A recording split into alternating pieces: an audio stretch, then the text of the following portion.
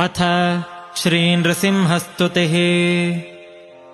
उदयरविसहस्रद्योतितम् रूक्षवीक्षम् प्रलयजलधिनादम् कल्पकृद्वह्निवक्त्रम् सुरपतिरिपुवक्षश्छेदरक्तोक्षिताङ्गम् प्रणतभयहरम् तम् नारसिंहम् नमामि।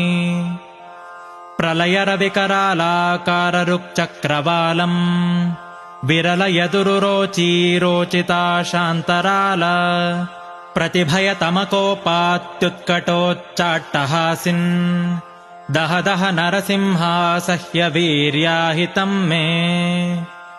सरसरभसपादापातभाराभिराव प्रचकितचलसप्तद्वन्द्वलोकस्तुतस्त्वम् रिपुरुधिरनिषेकेणेव शोणाङ्घ्रिशालिन् दह दह नरसिंहासह्यवीर्याहितम्